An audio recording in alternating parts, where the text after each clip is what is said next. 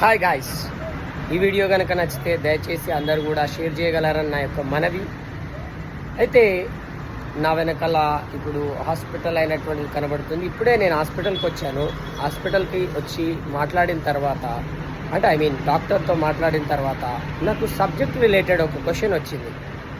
శాతవాహనుల కాలంలో రాజవిజ అంటే డాక్టర్, ఇక్కడ డాక్టర్లు ఏమో హాస్పిటల్లో ఉండేవారు. మరి శాతవాహనుల కాలంలో డాక్టర్లు అయినటువంటి వారు రాజవిజ అన్నాం కదా, అతను ఎక్కడ ఉండేవాడు అంటే ఆయన సెక్రటరియేట్, సచివాలయం, అక్షపతాల అని పిలువబడేటువంటి సెక్రటరియేట్లో రాజు యొక్క ఆస్థాన వైద్యుడు రాజవిజ, డాక్టర్ అయినటువంటి వాడు, ఫిజిషియన్ అయినటువంటి వాడు ఉండేవాడు అని చెప్పేసి మనకి నాసిక్ శాసనంలో, ఋషభదత్త వేయించిన నాసిక్ శాసనంలో పేర్కొనడం జరిగింది. ఇలాంటి ఎన్నో కొత్త విషయాలు నేర్చుకోవాలనుకుంటున్నారా? అయితే గమనిర్దేశ అకాడమీ యాప్ని డౌన్లోడ్ చేసుకోండి.